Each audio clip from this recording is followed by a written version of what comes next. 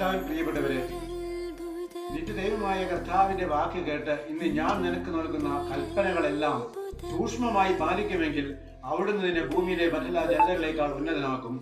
അവിടുത്തെ വചനം ശ്രമിച്ചാൽ അവിടുന്ന് ഈ അനുഗ്രഹങ്ങളെല്ലാം നിന്റെ മേൽ ചൊരിയും. എത്ര അനുഗ്രഹം അറിയാവോ? നിയമാവർത്തനം 28 3 മുതൽ 14 വരെയുള്ള തിരുവചനങ്ങളിലെ കർത്താവ് തരുന്ന വചനങ്ങളും വാഗ്ദാനങ്ങളും 23 എണ്ണമാണ്. 23 അനുഗ്രഹം ഒരു മനുഷ്യന് വേണ്ടി അല്ലെങ്കിൽ മനുഷ്യകുലത്തിന് മുഴുവനായിട്ട് ദൈവം നൽകുകയാണ്.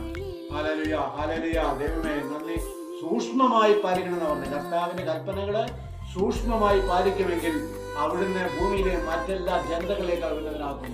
അവിടുത്തെ വചനം അനുസരിച്ചാൽ അവിടുത്തെ ഈ അനുഗ്രഹങ്ങൾ 23 അനുഗ്രഹങ്ങൾ തരുമെന്ന നിങ്ങൾ 1 മുതൽ 14 വരെ തിരുവചനങ്ങൾ വായിക്കുമ്പോൾ നിങ്ങൾക്ക് മനസ്സിലാക്കാൻ കഴിയും. നിയമാവർത്തനം 28 1 മുതൽ 14 വരെ തിരുവചനങ്ങൾ. Hallelujah, hallelujah. ദൈവമേ ഈ അനുഗ്രഹങ്ങളെല്ലാം എല്ലാ മക്കളുടെ മേലും ചൊരിയപ്പെടട്ടെ. Hallelujah, hallelujah. എല്ലാ മനുഷ്യരുടെ മേലും ദൈവം അനുഗ്രഹിക്കുന്ന ഇവിടുന്ന് അനുഗ്രഹങ്ങളെ ലഭിക്കട്ടെ എന്ന് പ്രാർത്ഥിക്കുന്നു. Hallelujah, hallelujah, hallelujah. ദൈവമേ ആരാധന, ആരാധന കർത്താവേ. മഹത്വം അപ്പാ, മഹത്വം അപ്പാ. നന്ദി. Hallelujah, hallelujah. ദൈവമേ ആരാധന, ആരാധന.